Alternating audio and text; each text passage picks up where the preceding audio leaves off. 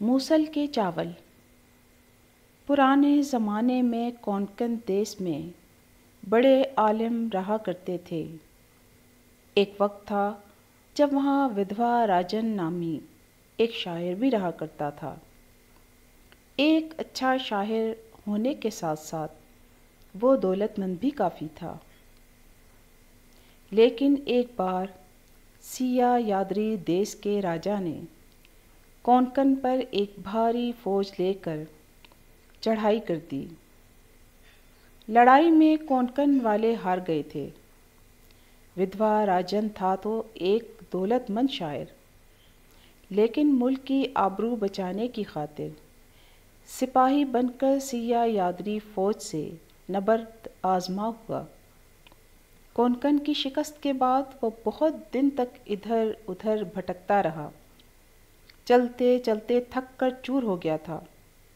इसे भूख भी बड़े ज़ोर से लगी थी और दूसरी रात भी होने को आ रही थी।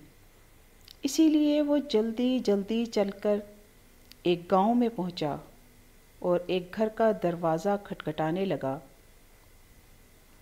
एक बुढ़िया ने दरवाज़ा खोला। वो मारे भूख के बेचैन हो रहा था। बेचैनी के इस आलम में ही उसने कहा, नानी, भूख के मारे मरा जा रहा हूँ, थोड़ा सा मांडू दे दो। बुढ़िया भी बड़ी काया थी और कंजूस भी। बोली, बेटा, मैं भी कई दिन से भूख से मरी जा रही हूँ। ये सरासर झूठ था। विधवा राजन शायर तो था ही। उसने अपने दिल में बहुत सी बातों का तसव्वुर कर लिया और होंठों ही होंठों में कुछ गुनगुनाते हुए फैसला किया। इसने बुढ़िया से कहा, नानी, अगर कुल्हाड़ी होती तो कुछ ना कुछ पकाया ही जा सकता था। कुल्हाड़ी? मैंने तो कभी ऐसा नहीं सुना कि कुल्हाड़ी से खाना भी बन सकता है। बुढ़िया बेकरार होकर बोली, अच्छा नहीं सुना होगा, इसे रहने दो। लेकिन अब एक हंडिया और एक मूसल दे दें तो कमाल करके दिखा सकता हूँ, विधवा राजन ने कहा। बुढ़िया दांतों तले उंगली दबाकर रह गई और दूसरे ही लम्हा उसने मूसल और हंडिया विधवा राजन को थमा दी। विधवा राजन ने मूसल को धोकर हंडिया में रखा और इसमें पानी डालकर चूल्हे में आग जला दी। थोड़ी देर में उसने उसे चखने का बहाना किया। फिर वो बुढ़िया से बोला, नानी, अगर आज थोड़ा नमक होता तो क्या ही अच्छा होता। ठहर बेटा, मैं नमक अभी लाए देती हूँ। बुढ़िया ये कहकर अंदर गई और नमक लाकर दे दिया। विधवा राजन ने नमक हांडी में डाल दिया।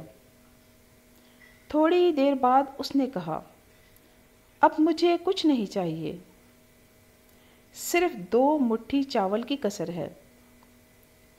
चावल की क्या बात है बेटा, मैं अभी लाती हूँ। बुढ़िया ये कहते हुए उठी और आन वाहिद में थोड़े से चावल भी लाकर दे दिए।